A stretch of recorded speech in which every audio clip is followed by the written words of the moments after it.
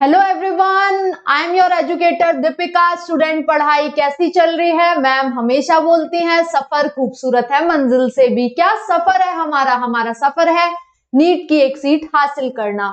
आज मैम आपके लिए बाउंस बैक सीरीज में लेकर आ गई हैं प्लांट ग्रोथ एंड डेवलपमेंट। इस चैप्टर में हम पढ़ेंगे कि ग्रोथ क्या होती है, ग्रोथ के टाइप्स क्या होते हैं। क्या आपने बहुत सारी टर्म्स इसमें पढ़ी हुई हैं, डी डिफरेंशिएशन, रीडिफरेंशिएशन और भी बहुत सारी चीजें रिगार्डिंग प्लांट ग्रोथ रेगुलेटर्स कौन कौन से होते हैं, वो सारा हम इस चैप्टर में पढ़ेंगे। तो स्टार्ट करते हैं अपना सेशन पूरे जोश के साथ। ये मैम के बारे में कुछ इंफॉर्मेशन है, अगर आपको पसंद आए तो आप लोग पढ़ सकते हैं, राइट। तो प्लांट ग्रोथ एंड डेवलपमेंट, हम बेसिकली प्लांट की जो ग्रोथ है और उसके डेवलपमेंट के बारे में इस पूरे चैप्टर में पढ़ने वाले हैं। उससे पहले आपने लिविंग वर्ल्ड में पढ़ाया ही है मैंने आपको ग्रोथ से रिलेटेड। तो अगर आप ग्रोथ देखें तो वो एक तरीके से इरिवर्सिबल होती है, राइट, इनडिटर्मिनेट होती है। अगर प्लांट में देखा जाए तो जैसे कि आपका प्लांट है वो बहुत ज्यादा साल तक जी रहा है या जीवित है या लिविंग है अगर बोला जाए तो उसमें थोड़ी बहुत भी ग्रोथ हो रही है जिसको आप देख नहीं पा रहे हैं, लेकिन वो ग्रोथ तो हो रही है।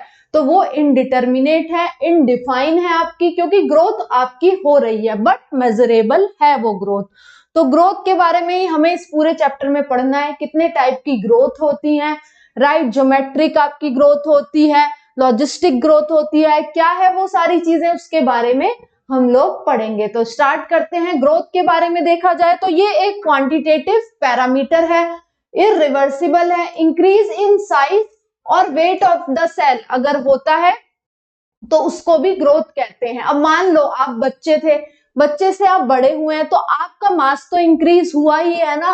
और जैसे कि बैक्टीरियल कल्चर में अगर हम देखें तो नंबर इंक्रीज हो रहा होता है, तो वो भी एक तरीके की ग्रोथ कहला रही होती है। इरिवर्सिबल है, जैसे कि मैंने प्लांट्स का एग्जांपल दिया, राइट। आप बड़े हैं, बड़े हो गए हैं, तो आपका जो जब आप बच्चे थे उससे आप बड़े हुए तो वो इरिवर्सिबल है ना। तो उसी तरीके से ये सारी ग्रोथ के बारे में हमें पढ़ना है। फिर plants are capable of growing throughout their life due to meristematic tissue present in certain parts. मतलब प्लांट में ग्रोथ किस वजह से हो रही है? मेरिस्टेमेटिक टिश्यू की वजह से प्लांट में ग्रोथ हो रही है, क्योंकि उनमें डिवीजन की कैपेबिलिटी होती है, वही आपकी ग्रोथ में हेल्प कर रहे होते हैं, राइट।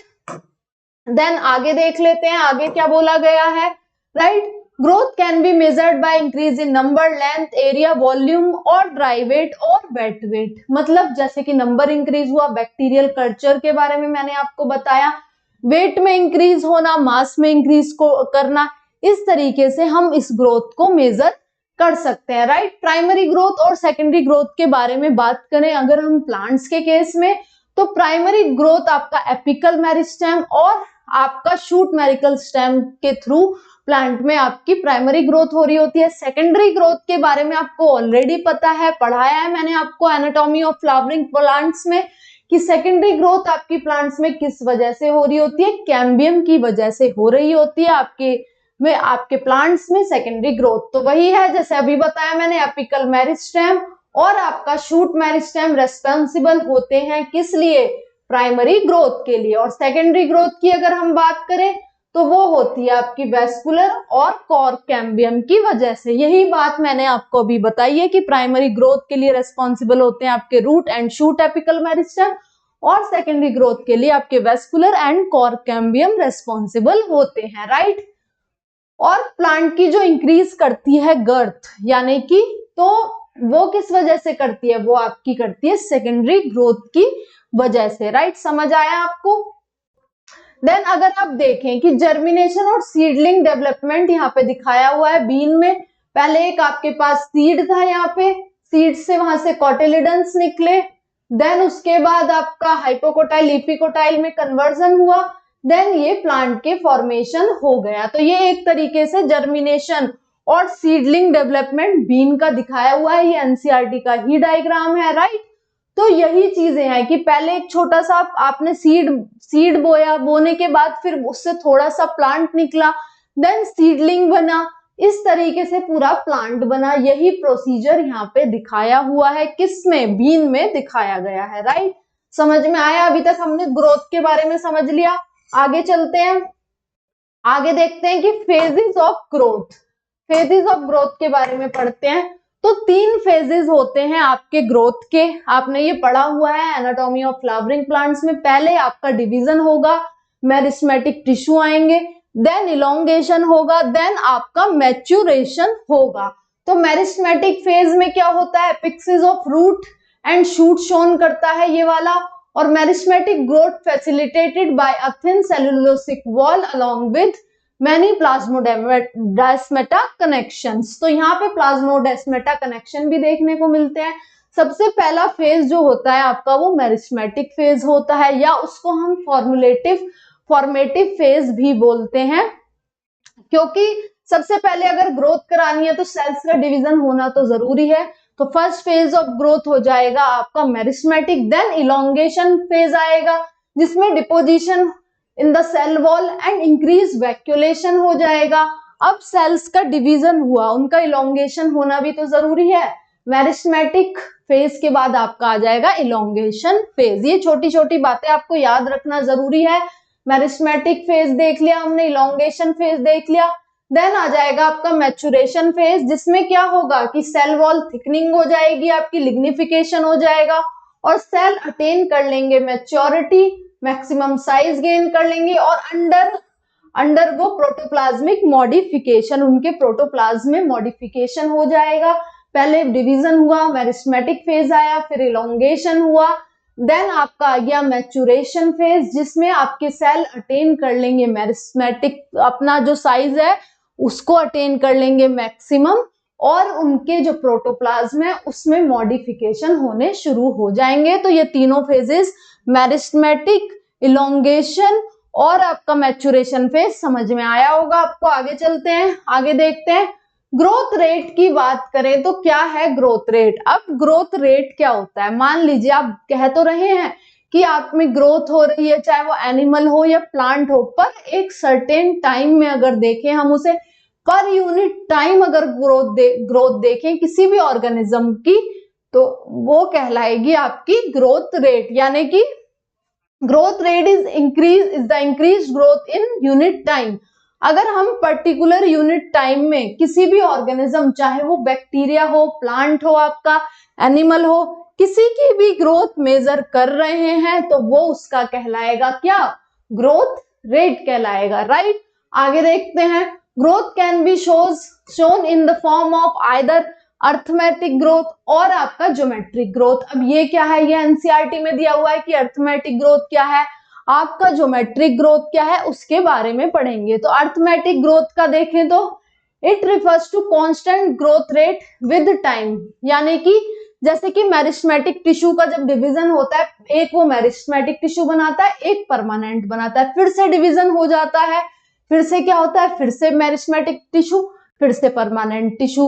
तो ऐसे मेरिस्मेटिक टिश्यू तो आपका एक रहता है, जो परमानेंट टिश्यूज हैं वो ऐड होते चले जाते हैं। तो ये कांस्टेंट रेट से आपका ग्रोथ हो रहा है, यही आपका क्या कहलाएगा, अर्थमेटिक ग्रोथ, जो कि देखा जाता है elongation of root and height of plant में। अगर आप देखेंगे तो यही ग्रोथ रेट पाया जाएगा और इसको रिप्रेजेंट करते हैं इस फॉर्मूला से। मैं दूसरा कलर ले लेती हूँ यहाँ पे, गिव मी अ मिनट। ये देखो, ये जो है इस फॉर्मूला से इसको शोन किया जाता है, क्या है ये, L T equals to L naught और आपका प्लस आर टी। अब ये सारे सिंबल क्या हैं, गिव मी अ मिनट, मैं इसको सही तरीके से कर दूं। आप अगर देखें तो जो आपका अर्थमेटिक ग्रोथ के बारे में हम बात कर रहे हैं, अर्थमेटिक ग्रोथ के बारे में हम बात कर रहे हैं, तो अर्थमेटिक ग्रोथ को हम किस फॉर्मूले से दिखाते हैं, L T equals to L naught plus R T. अब एल टी क्या है, एल नॉट क्या है, आर क्या है, टी क्या है, उसके बारे में बात करें तो एल नॉट है आपका इनिशियल लेंथ, एल टी है आपके length after time T, R is the growth rate, growth per unit time. तो आर आपका हो जाएगा क्या, growth per unit time, T तो हमारा टाइम ही है। और तो इस तरीके से हम क्या करेंगे कि हम इस तरीके से अपनी अर्थमेटिक ग्रोथ निकाल सकते हैं। और अगर आप अर्थमेटिक ग्रोथ का अगर कर्व देखें तो वो आपका स्ट्रेट लाइन आ रहा होता है। अभी डायग्राम से मैं आपको दिखा देती हूँ। यहाँ पे तो अर्थमेटिक और ज्योमेट्रिक ग्रोथ दिखाई गई है। पहले हम अर्थमेटिक ग्रोथ का डायग्राम देख लेते हैं। देखो मैंने वही बोला था ना आपको, स्ट्रेट लाइन यहाँ पे आएगा।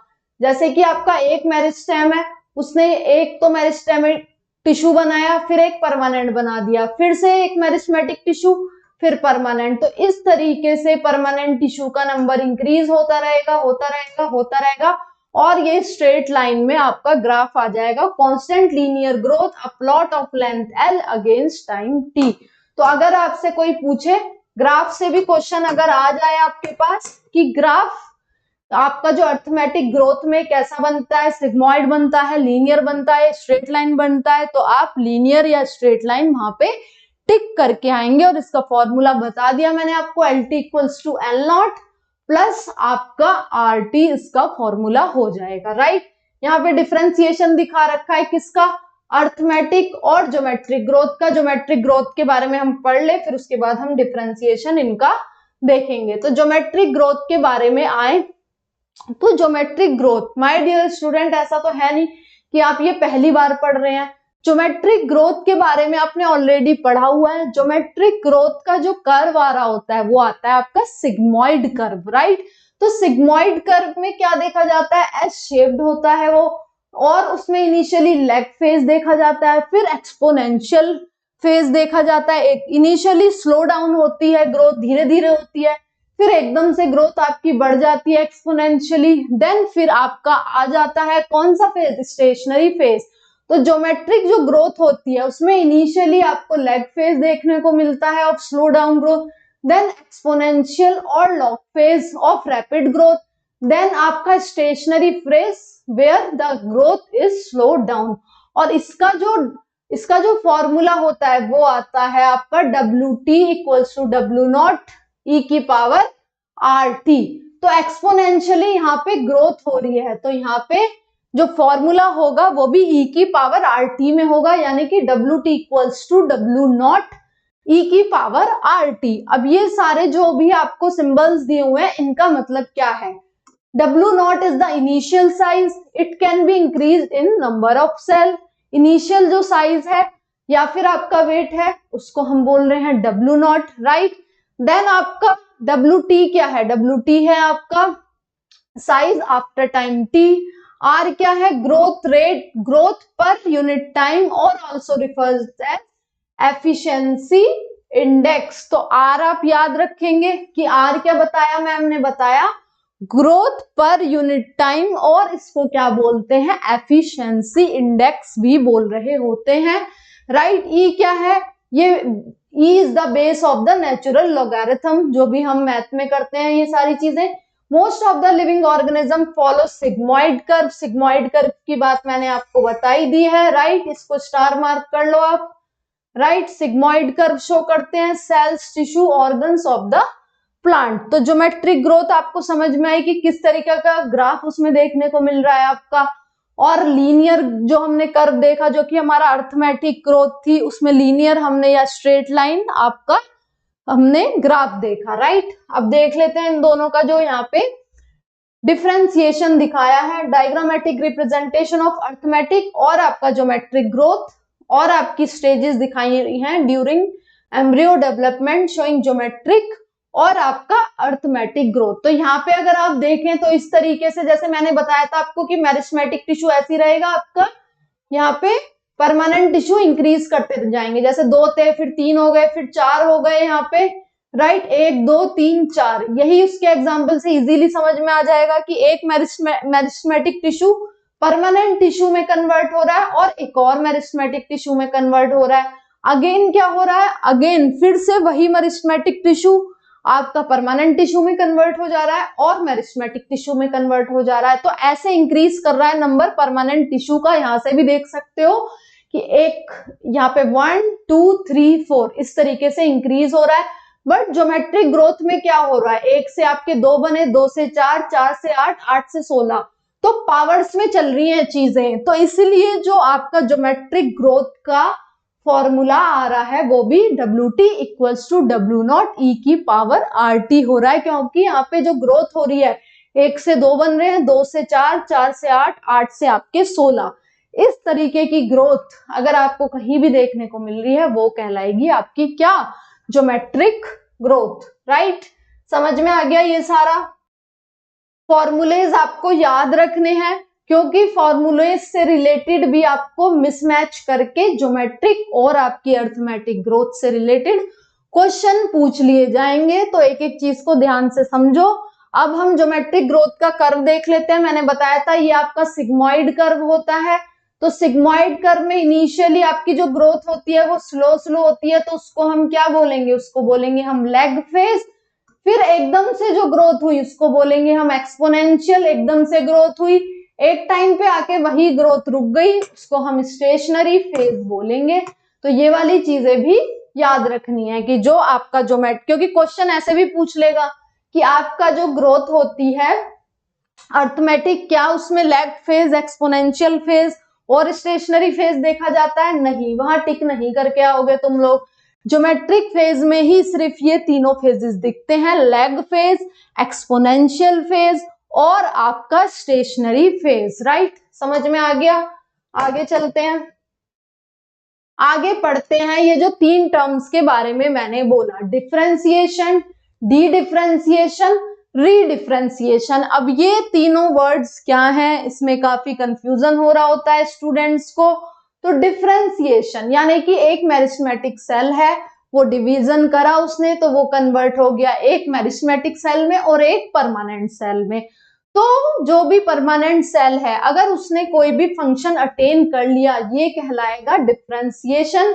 यहाँ पे उसने लूज कर दी अपनी एबिलिटी टू डिवाइड। तो डिफरेंशिएशन का मतलब ही यही है कि आपने कोई भी डिफरेंट फंक्शन अटेन करने के लिए आप परमानेंट टिश्यू में कन्वर्ट हो गए या फिर आपने कोई रेस्पॉन्सिबिलिटी ले ली फंक्शन करने के लिए, यही कहलाएगा आपका क्या, डिफरेंशिएशन।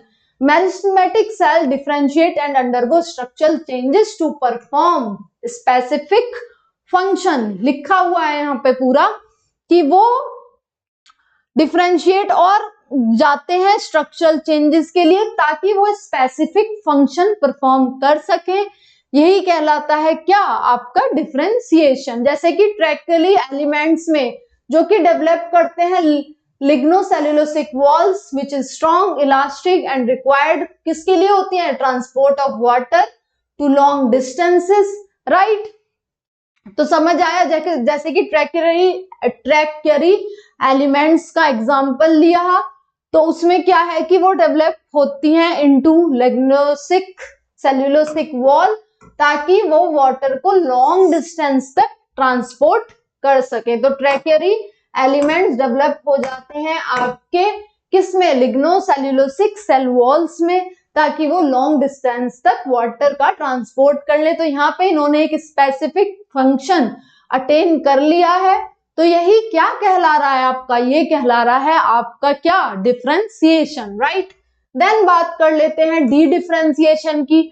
अब डी डिफरेंशिएशन क्या हो गया, यानी कि डिलीट कर दिया डिफरेंशिएशन को। ऐसे याद रख सकते हो डी डिफरेंशिएशन को कि डिलीट कर दिया डिफरेंशिएशन। अब डिफरेंशिएशन अगर डिलीट हो जाए तो आपके पास क्या मेरिस्मेटिक टिश्यू की प्रॉपर्टी फिर से नहीं आ जाएगी, क्या आप दोबारा से डिवीजन प्रॉपर्टी नहीं लेके आ जाएंगे? तो डिलीट कर देंगे डिफरेंशिएशन। डिफरेंशिएशन में हम क्या कर रहे थे, हम लॉस्ट कर रहे थे डिवीजन की अपनी कैपेबिलिटी ताकि हम कोई एक पर्टिकुलर फंक्शन अटेन कर सके। बट हम डी डिफरेंशिएशन में क्या कर रहे हैं, फिर से हमने डिलीट कर दिया डिफरेंशिएशन और हम रीगेन कर रहे हैं अपनी एबिलिटी टू डिवाइड। समझ में आया।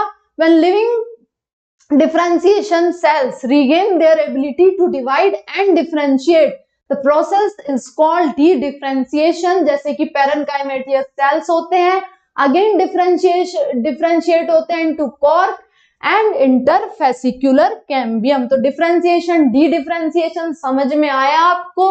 अब अपनी थर्ड टर्म पे आ जाते हैं, दैट इज आपका री डिफरेंशिएशन। क्या है, जब dedifferentiated cells again lose कर दें अपनी कैपेसिटी टू डिवाइड, वो कहलाएगा आपका री differentiation. Give me a minute. यानी कि अब री डिफरेंशिएशन क्या है, डिफरेंशिएशन इजीली आपको समझ में आ गया कि फंक्शन अटेन करना है तो इसलिए वो डिफरेंशिएट कर रहे हैं और अपनी एबिलिटी खो रहे हैं डिवाइड करने की। डी डिफरेंशिएशन, अगेन डिलीट कर दिया डिफरेंशिएशन, फिर से वो डिवाइड कर पा रहे हैं कोई भी सेल्स, कोई भी टिश्यू। अब री डिफरेंशिएशन की अगर हम बात कर लें तो दोबारा से डिफरेंशिएशन उन्हें करना है, देन अगेन वो क्या कर देंगे, लूज कर देंगे अपनी कैपेसिटी डिवाइड करने की। बहुत इजी है, वर्ड से समझोगे तो सारी चीजें समझ में आ जाएंगी। डिफरेंशिएशन इजीली याद रखो, फंक्शन करना है कोई किसी भी टिश्यू को तो वो फंक्शन करेगा, अपनी एबिलिटी लूज कर देगा डिवाइड करने की। डी डिफरेंशिएशन डिलीट करेगा अपना डिफरेंशिएशन, यानी कि दोबारा से गेन करेगा अपनी कैपेबिलिटी डिवाइड करने की। री डिफरेंशिएशन मतलब दोबारा से डिफरेंशिएट करेगा, अगेन लूज करेगा अपनी कैपेसिटी, क्या, अपनी कैपेसिटी डिवाइड करने की। लेकिन डी डिफरेंशिएशन में वो गेन करता है, अगेन रीगेन करता है, यहाँ पे लूज कर रहा है कैपेसिटी डिवाइड करने की। होप ये सारी टर्म्स आपको समझ में आ गई होंगी। कंफ्यूजिंग है तीनों टर्म, डिफरेंशिएशन, डी डिफरेंशिएशन, री डिफरेंशिएशन, बट होपफुली आपको ये सारी चीजें समझ में आ गई होंगी। इजीली आप ये सारी चीजें याद रख सकते हैं, राइट। अब बात करते हैं डेवलपमेंट की। तो डेवलपमेंट के अंदर क्या क्या आ जाता है, तो यानी कि डेवलपमेंट इजीली आप देखें, आप बच्चे से बड़े हुए, जितना भी आपका डेवलपमेंट हुआ, आइदर आपने कुछ फंक्शन अटेंड करे, कुछ रेस्पॉन्सिबिलिटी ली, आप में कुछ ग्रोथ हुई, तो यही सारा प्रोसेस इन्वॉल्व करके क्या कहलाते हैं, वो कहलाता है आपका डेवलपमेंट। तो development include all the processes of growth and differentiation is known as development, right. ये एनसीईआरटी की ही लाइन है कि development refers to growth as well as differentiation. Development include all the phases of life cycle from seed germination to senescence, मतलब जितने भी process आपके हो रहे हैं जब से सीड जर्मिनेट करा है तब तक, जब तक उसकी डेथ नहीं हो जाती, यानी कि सेनेसेंस को ही हम डेथ बोलते हैं।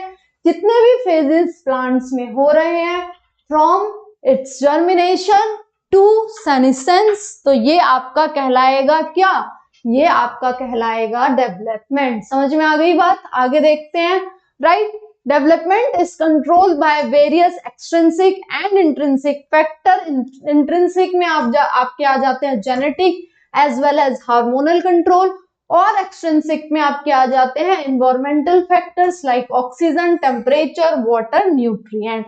तो जो आपका डेवलपमेंट हो रहा है, चाहे आप एनिमल में देखें चाहे आप प्लांट में देखें, तो डेवलपमेंट में क्या है, डेवलपमेंट में वो रेगुलेट होता है extrinsic as well as intrinsic factor से आपका डेवलपमेंट रेगुलेट होता है, राइट। तो इंट्रिंसिक फैक्टर में आपके हार्मोनल कंट्रोल्स आ जाता है पूरा, या फिर जेनेटिक फैक्टर्स आ जाते हैं। एक्सट्रिंसिक में आपके एनवायरमेंटल फैक्टर्स आ जाते हैं, जैसे कि वाटर, एयर, आपका ऑक्सीजन, ये सारे फैक्टर्स भी आपके डेवलपमेंट को इफेक्ट करते हैं। जैसे कि ग्रोथ के लिए ये सारी रिक्वायरमेंट्स होती हैं प्लांट को, वाटर की, एयर की, ऑक्सीजन की। अगर यही सारे फैक्टर्स में थोड़ा सा भी डिस्ट्रप्शन हो जाए, ऑक्सीजन ना मिले प्लांट को, तो वो अपना फूड अच्छे से नहीं बना पाएंगे, राइट। पानी ना मिले तो खाना नहीं बन पाएगा, वही सारी चीजें हैं। बहुत सारी गैसियस एक्सचेंज नहीं होगा, एयर नहीं मिलेगी तो न्यूट्रिएंट नहीं मिले होंगे, तो डिफरेंट डेफिशिएंसी हो जाएगी प्लांट को। तो यही सारा प्रोसेस डेवलपमेंट में आ जाता है कि फैक्टर्स कहाँ है और क्या प्रोसेस इन्वॉल्व हो रहा है आपका डेवलपमेंट में, राइट। आगे देखते हैं, आगे ये जो सीक्वेंस दिखाया आपका डेवलपमेंट प्रोसेस का इन प्लांट सेल, सबसे पहले आपका सेल डिवीजन होगा, सेल डिवीजन के बाद आपका मेरिस्टेमेटिक सेल बनेगा, फिर आपका जो परमानेंट सेल जो बनेगा वो प्लाज्मेटिक ग्रोथ डिफरेंशिएशन में जाएगा, फंक्शन अटेन करेगा, इलोंगेशन होगा, मैच्योरेशन होगा, आपका मैच्योर सेल, देन सेनेसेंस और आपकी डेथ हो जाएगी। तो यही पूरा प्रोसेस, जितने भी प्रोसेस फ्रॉम आपका क्या germination to senescence of particular plant, वो सारे प्रोसेसेस कहलाएंगे क्या, आपके डेवलपमेंट के अंदर आ जाते हैं। डायग्रामेटिकली भी दिखाया है कि एक मेरिस्टेमेटिक सेल बना, उसमें प्लाज्मेटिक ग्रोथ हुई, डिफरेंशिएशन हुआ, एक्सपेंशन, मैच्योरेशन, देन सेनेसेंस उसकी हो गई। अब बात कर लेते हैं प्लास्टिसिटी एंड हेट्रोफिली। ये चीजें क्या हैं? अब मान लीजिए कोई भी प्लांट है, वो सर्टेन कंडीशन में इन्वायरमेंटल इफेक्ट हो रहा है, तो अलग तरीके से वो शो कर रहा है कोई भी चीज, जैसे चाहे वो अपनी लीफ को कर्ल कर रहा है या अपना स्ट्रक्चर बदल रहा है। तो बहुत सारी इन्वायरमेंटल कंडीशन की वजह से plants different different phenomena show करते हैं। वो क्या है उसके बारे में देख लेते हैं। Plants from different type of structures in response to various environmental condition, this terms to plasticity. यही टर्म कहलाती है आपकी क्या? प्लास्टिसिटी। की प्लांट्स आपके फॉर्म करते हैं different types of structures in response to various environmental stress.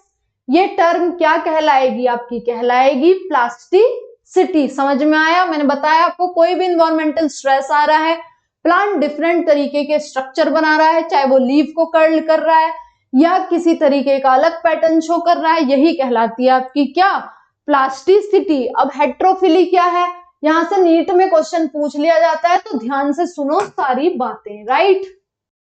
तो हेट्रोफिली क्या है आपकी? Heterophylly refers to different shapes of leaves present in different stages of life in different environmental condition. In coriander, cotton and larkspur, leaves are of different shapes at juvenile and mature stage.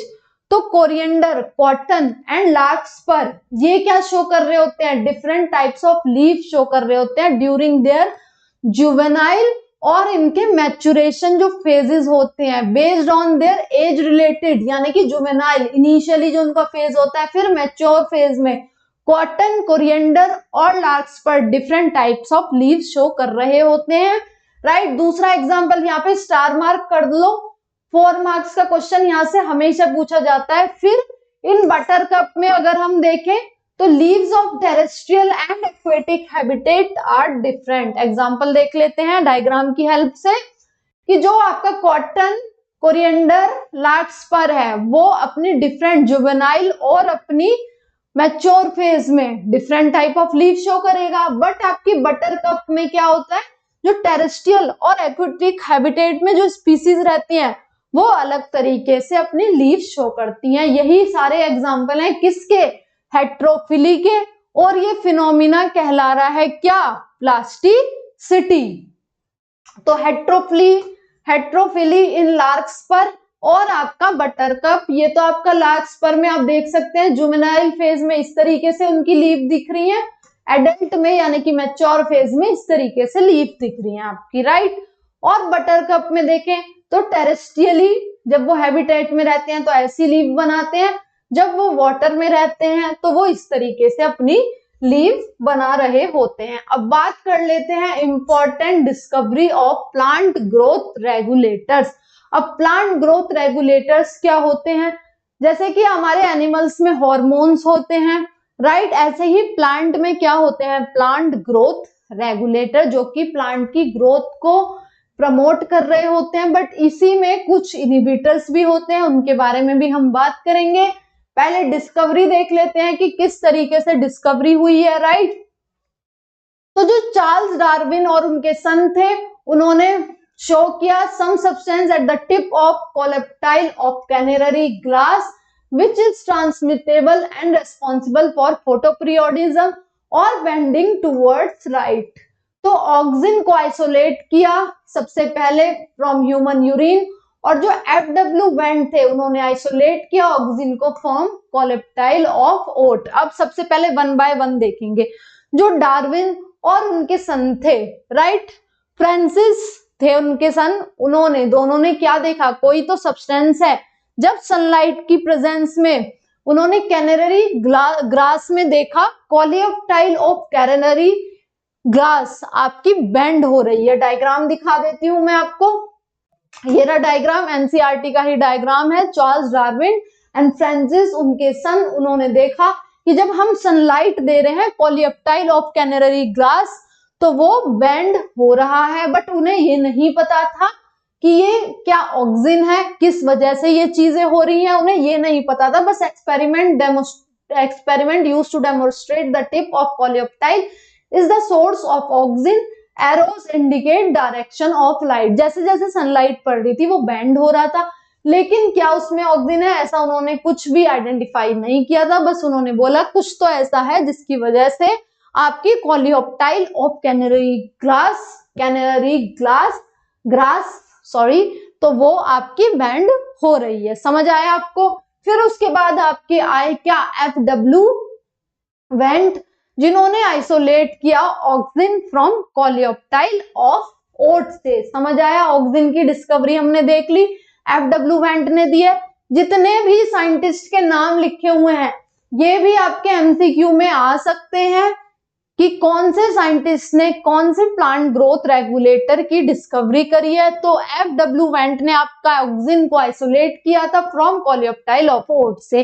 फिर ई Kurosawa आए हमारे, जिन्होंने discover किया foolish seedling और backend disease. ये भी बहुत important है, MCQ में बहुत पूछा जाता है।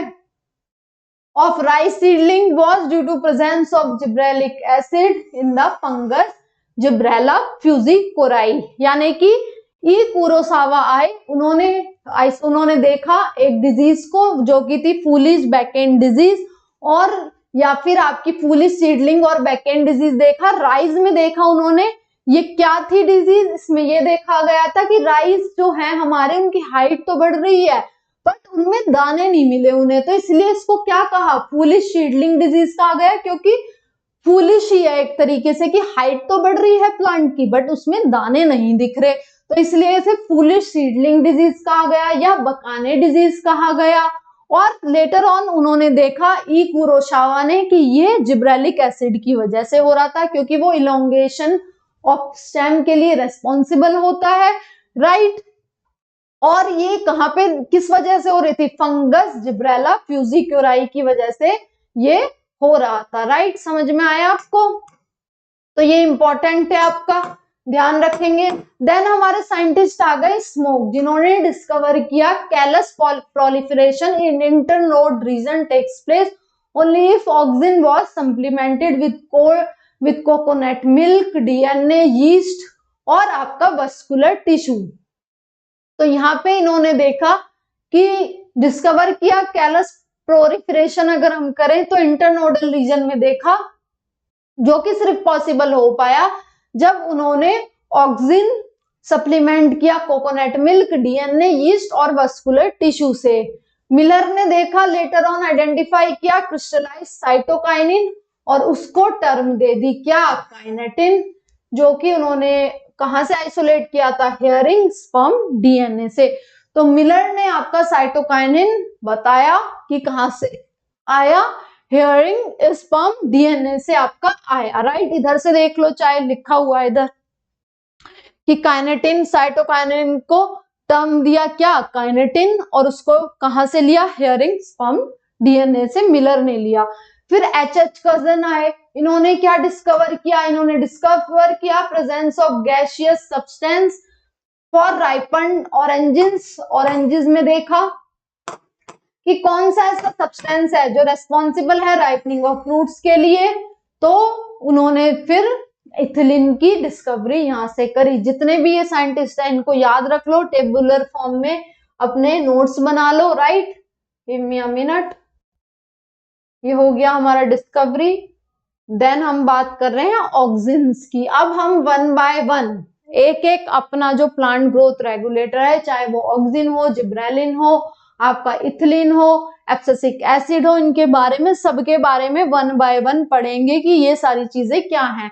तो ऑक्सीन पे आए, तो auxin produced in root and आपके शूट एपिक्सिस में ये प्रोड्यूस होता है, क्योंकि आपने देखा कोलियोप्टाइल ऑफ कैनरी ग्रास में आपका ये प्रोड्यूस हुआ था, आइसोलेट किया था FW वेंट ने, कहां से, कोलियोप्टाइल ऑफ आपकी ओट से, राइट। तो produced in root and shoot apices, it gets transported to various part. Transport of oxygen is polar और यूनिडायरेक्शन। अगर यूनिडायरेक्शनल क्वेश्चन पूछ लिया जाए आपका कि जो ऑक्सीजन का ट्रांसपोर्ट होता है वो क्या होता है, पोलर होता है, और आपका क्या होता है, यूनिडायरेक्शनल होता है, राइट। समझे?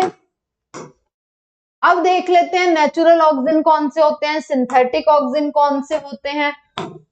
तो तो नेचुरल ऑक्सिन, सिंथेटिक ऑक्सिन्स, ये सारे से रिलेटेड भी क्वेश्चन पूछ लिए जाएंगे। तो देखो नेचुरल ऑक्सिन कौन कौन से हैं, ये है आपके इंडोल एसिटिक एसिड, नेचुरल आपके ऑक्सिन्स, राइट। देन आपके इंडोल ब्यूटेरिक एसिड आ जाते हैं। फिर सिंथेटिक ऑक्सिन में कौन से आते हैं, 2,4-D, that is two four dichlorophenoxy acetic acid, ये आपका सिंथेटिक ऑक्सिन है, राइट। सिंथेटिक ऑक्सिन है आपके, तो डिफरेंट कलर से मैंने शो किया हुआ है, ग्रीन कलर से आपके नेचुरल ऑक्सिन्स हैं, that is indole acetic acid, indole butyric acid, ये आपके हो जाएंगे नेचुरल ऑक्सिन। आपके सिंथेटिक और जो ऑक्सिन्स हैं वो कौन कौन से हैं, 2,4-डाइक्लोरोफिनॉक्सी एसिटिक एसिड एंड आपके नेप्थलीन एसिटिक एसिड, ये हो जाएंगे आपके सिंथेटिक ऑक्सिन्स जो नेचुरली हम फॉर्म कर पा रहे हैं, वो है आपके नेचुरल ऑक्सिन्स, जिसमें indole acetic acid, indole butyric acid आ रहा है आपका, सिंथेटिक में आपका आ रहा है 2,4-D डाइक्लोरोफिनॉक्सी एसिटिक एसिड, और आपका एक और आ रहा है नेप्थलीन एसिटिक एसिड। तो याद रहेंगे ये सारे नाम, नहीं याद है तो लिख के याद करो इन सारी चीजों को, क्योंकि यहां से भी क्वेश्चन बन सकता है। अब इफेक्ट अगर देखें आपका तो एपिकल डोमिनेंस कराता है। अब एपिकल डोमिनेंस क्या है, यहां से देखो, यहाँ पे एपिकल डोमिनेंस दिखाया है in plant, a plant with apical bud intact, a plant with apical bud removed. तो note the growth of lateral bud into branches after decapitation. अब मतलब एपिकल डोमिनेंस क्या है, यहाँ पे दिखाया हुआ है एपिकल डोमिनेंस, अगर ये एपिकल बड इंटैक्ट रहेगा यानी कि यहाँ से ये कट नहीं किया गया एपिकल बड, तो आपकी जो ब्रांचेस हैं वो नहीं निकलेगी, ये कहलाएगी आपकी एपिकल डोमिनेंस। आपने देखा होगा गार्डनर्स क्या करते हैं या मम्मी लोग क्या करते हैं, ऊपर से आपके पेड़ ऊपर से काटते रहते हैं ताकि आपकी ब्रांचेस ज्यादा आए, फले फूले आपके पेड़ बने, उनपे ज्यादा फल लगे या फिर उनपे ज्यादा फूल आए, तो ये डीकैपिटेशन कहलाएगा। अगर यही आपका एपिकल बड इंटैक्ट है तो ये शो करेगा आपका एपिकल डोमिनेंस। अगर यहीं से आपने इसे कट कर दिया तो आप देख रहे हैं यहाँ पे आपकी ब्रांचेस निकलनी शुरू हो जाएंगी और ये कहलाएगी आपकी लेटरल ग्रोथ। बट जो आपका ऑक्सिन होता है ये एपिकल डोमिनेंस शो कर रहा होता है, राइट। और क्या करता है, ये इंड्यूस करता है cell differentiation in xylem, induce करता है पार्थिनोकार्पी यानी कि फॉर्मेशन ऑफ सीडलेस आपके क्या फ्रूट्स या फिर आपके वेजिटेबल्स। तो ये टोमेटो को बनाने में हेल्प करता है with the help of parthenocarpy, promote करता है फ्लावरिंग पाइनएप्पल में, डिले करता है एब्सिशन ऑफ यंग लीव्स और प्रमोट करता है फॉलिंग ऑफ ओल्डर लीव्स यानी कि डिले कर देता है जो यंग लीव्स का अगर वो जल्दी से फॉल ऑफ होए उसे बचाता है, बल्कि ओल्ड लीव्स को प्रमोट करता है कि वो फॉल ऑफ हो जाए टाइम से। रूट इनिशिएशन सबसे इंपॉर्टेंट है, ये root initiation in stem cutting for vegetative propagation. 2,4-D जो है आपका जो की था two four dichlorophenoxy acetic acid used as herbicides to kill dicot आपकी वीड्स। तो याद रखेंगे ये सारे फीचर ऑक्सिन के। आगे चलते हैं अपना, हमने एपिकल डोमिनेंस भी देख लिया। अब बात आ जाती है जिब्रेलिन क्या है। तो मोर देन 100 जिब्रेलिन्स आपके फाउंड आते हैं, मिलते हैं। सबसे ज्यादा इंपॉर्टेंट आपको GA3 जिब्रेलिक एसिड आपको देखने को मिलेगा, स्टार मार्क कर लो आपका। Most common gibberellic acid GA3 की फॉर्म में आपको मिल रहा होगा, राइट। और जिब्रेलिक एसिडिक इन नेचर होता है। इसके क्या इफेक्ट्स हैं, सेल इलोंगेशन में हेल्प करेगा, डिले करेगा सेनेसेंस आपकी, स्टिमुलेट करेगा माल्टिंग प्रोसेस, इंटरनोड इलोंगेशन ये इसका इंपॉर्टेंट फीचर है, राइट। प्रमोट करेगा मैचुरेशन एंड सीड जर्मिनेशन। तो जिब्रेलिन की ऑलरेडी हमने देख लिया था, ई क्यूरोसावा ने फूलिश बैकएंड डिजीज या फिर फूलिश सीडलिंग डिजीज और बैकएंड डिजीज में बताया था कि ये आपका इलोंगेट करा रहा है, स्टेम इलोंगेशन करा रहा है, राइट। मोल्टिंग प्रोसेस में भी यूज होता है, इंटरनोड इलोंगेशन में भी ये यूज हो रहा होता है। और मोर देन आपके 100 जिब्रेलिन्स पाए जाते हैं GA3 में, मोस्ट कॉमनली फॉर्म जिब्रेलिन होता है। समझ में आ गया, ये एक एक पॉइंट याद रखो क्योंकि क्वेश्चन यहीं से बनते हैं। देन साइटोकाइनिन, साइटोकाइनिन में ऑलरेडी मैंने बता दिया सेल डिवीजन के लिए आपका ये क्या होता है, रेस्पॉन्सिबल होता है, क्या क्या इसके फीचर्स हैं वो देख लेते हैं। There are many naturally occurring cytokinin, naturally occurring cytokinin को हम जाइटिन बोलते हैं। इन्फ्लुएंस करता है cytokinin, cytokinesis produce in rapid dividing cells में, रैपिडली डिवाइड करता है सेल्स को, राइट। यंग फ्रूट्स और फ्रूट एपिक्सिस में भी हेल्प कर रहा होता है। इफेक्ट क्या है साइटोकाइनिन का, तो सेल डिवीजन में हेल्प करता है, डिले करता है ये लीफ की सेनेसेंस, सेल डिवीजन इसका सबसे ज्यादा इंपॉर्टेंट फीचर है। इनहिबिट करता है एपिकल डोमिनेंस को, प्रमोट करता है लेटरल ग्रोथ को। अब देखो क्या हो रहा था, हमारा जो ऑक्सिन था वो क्या करा रहा था, वो एपिकल डोमिनेंस करा रहा था, बट जो हमारा साइटोकाइनिन है वो प्रमोट क्या कर रहा है, वो प्रमोट कर रहा है लेटरल ग्रोथ को और इनहिबिट कर रहा है एपिकल डोमिनेंस को। मतलब जो आपने अभी डायग्राम दिखाया था मैंने आपको, देखो ये वाला जो डायग्राम था, ये डायग्राम ये तो आपका हो जाएगा ऑक्सिन का जो कि आपकी एपिकल डोमिनेंस प्रमोट कर रहा है, ये हो जाएगा आपका साइटोकाइनिन का जो कि लेटरल ग्रोथ को प्रमोट कर रहा है, ब्रांचिंग करवा पा रहा है।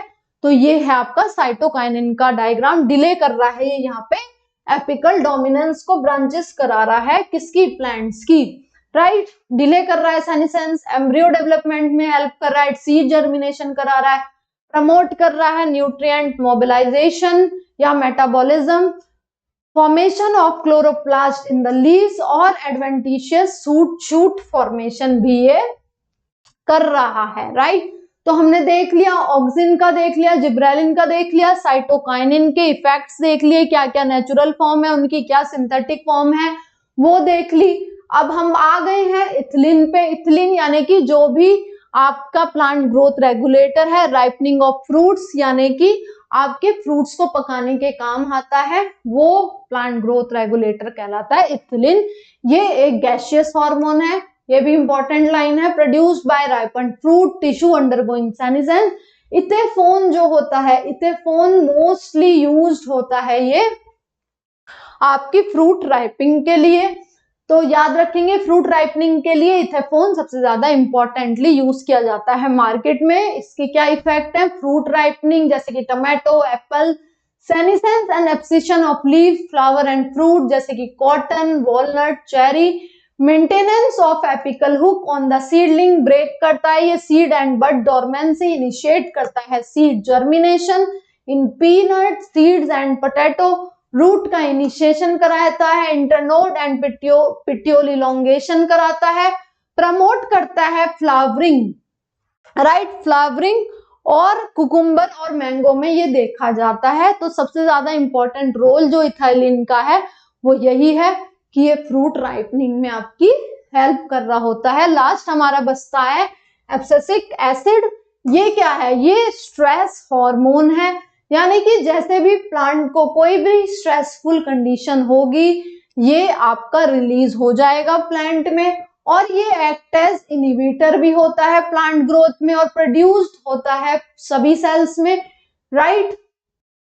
एंटागोनिस्ट है ये जिब्रेलिक एसिड के। इफेक्ट क्या है कि ये सीड डोरमेंसी करा देता है, क्लोजर करा देता है स्टोमेटा का, टॉलरेंस टू वेरियस स्ट्रेस के लिए, सीड डेवलपमेंट और मैच्योरेशन। तो अब ये क्या क्या है एब्सिसिक एसिड के, ये क्या इफेक्ट है, जैसे भी स्ट्रेस हुआ तो ये सीड डोरमेंसी करा देगा, सीड का जर्मिनेशन रोक देगा। यानी कि अगर कोई भी, अगर आप सोचेंगे कि ये स्ट्रेसफुल हार्मोन है, ये इतनी सारी चीजें क्यों कर रहा है, क्यों, क्योंकि मान लो कि कंडीशन ही ऐसी नहीं है, अगर हम सीड को जर्मिनेट करवा दें और फिर प्लांट मर जाए तो कोई फायदा नहीं है, राइट। तो इसीलिए ये सीड डोरमेंसी कराता है ताकि जब इन्वायरमेंटल कंडीशंस अच्छी हो तभी आपका सीड जर्मिनेट हो। कई बार आप लाइफ में देख रहे होते हैं कि बहुत सारी स्ट्रेसफुल कंडीशन आती हैं, वो इसलिए आती हैं ताकि आप स्ट्रांगली और खड़े होएं, अच्छे से और मेहनत करें और फिर से पूरे जोश के साथ आप जब आपकी कंडीशंस अच्छी हो तो आप अच्छी तरीके से परफॉर्म करें और भी ज्यादा अच्छे तरीके से जो आप स्ट्रेसफुल में कर रहे हैं, जितना आप पेशेंस रख रहे हैं, फिर जब कंडीशन अच्छी होगी और पूरे जोश के साथ आप वहां पे परफॉर्म करें। इसलिए ऐसी चीजें लाइफ में आती हैं, इसीलिए एब्सिसिक एसिड भी आपका सीड डोरमेंसी कराता है ताकि सीड जर्मिनेट ना होए, जब जर्मिनेट होए जब एनवायरमेंटल कंडीशन अच्छी हो। ऑल्सो वो इस टोमेटो को भी क्लोज कर देता है आपकी स्ट्रेसफुल कंडीशन में, ताकि आपका वाटर लॉस ज्यादा ना हो प्लांट से, राइट। तो एब्सिसिक एसिड का भी समझ में आ गया आपको। अनअकैडमी आपके लिए डिफरेंट ऑफर्स लाता रहता है। 50% ऑफ चल रहा है आपका नीट यूजी सब्सक्रिप्शन पर। 9 मंथ का आपका फ्री एक्सटेंशन चल रहा है। आप मेरा कोड लगा सकते हैं दीप20। आप ये कोड लगाएंगे तो यहाँ से भी आपको डिस्काउंट मिल जाएगा, राइट। ये आपकी फिनिक्स टेस्ट सीरीज चल रही है नीट 2025 के लिए, जिसमें आपको डिफरेंट क्वेश्चन कराए जाएंगे ताकि आपका कॉन्फिडेंस बूस्टअप हो। लाइव रिकॉर्डिंग आपको इसकी मिल जाएंगी, डिटेल वीडियो सॉल्यूशन मिल जाएगा, राइट। और आपका ये स्टार्ट है इस टाइम से, इतने अमाउंट पे आपको मिल रहा है। डिफरेंट बैचेस आपके लिए चल रहे हैं, एनरोल करिए। मेरा कोड मैंने बताया लगा सकते हैं आप, क्या दीप20 ये कोड लगाएंगे आप तो यहाँ से भी आपको डिस्काउंट मिल जाएगा। जिस भी आपको टीचर से पढ़ना हो उनके बैचेस में एनरोल करिए, कोड लगाएं दीप20। डिफरेंट आपको लाइव क्लासेस प्रोवाइड कराई जा रही हैं, टेस्ट प्रोवाइड कराए जा रहे हैं, डिटेल्ड लेक्चर भी आपको प्रोवाइड कराए जा रहे हैं live as well as recorded form में, राइट। तो देरी किस बात की है, अपनी नीट यूजी के प्रिपरेशन को बनाए बेहतर, राइट। तो जितना भी हमने समझा प्लांट ग्रोथ एंड डेवलपमेंट में आपको समझ में आया होगा। ग्रोथ देख ली हमने, ग्रोथ के टाइप देख लिए, ज्योमेट्रिक, अर्थमेटिक, राइट। देन हमने डिफरेंट प्लांट ग्रोथ रेगुलेटर्स देख लिए, डेवलपमेंट के बारे में समझ लिया, फिर डिस्कवरी भी देखी प्लांट ग्रोथ रेगुलेटर्स की, ऑक्सिन्स के बारे में पढ़ा, जिब्रेलिन के बारे में पढ़ा, साइटोकाइनिन, इथिलीन एंड आपका क्या हमने पढ़ा एंड में एब्सिसिक एसिड के बारे में। तो सारी चीजें समझा दी मैंने आपको सारा चैप्टर समझ में आया होगा। कोई भी डाउट है आप कमेंट में डाल सकते हैं। सब्सक्राइब करें हमारे channel NEET Marvels by Unacademy को। Thank you so much my dear students.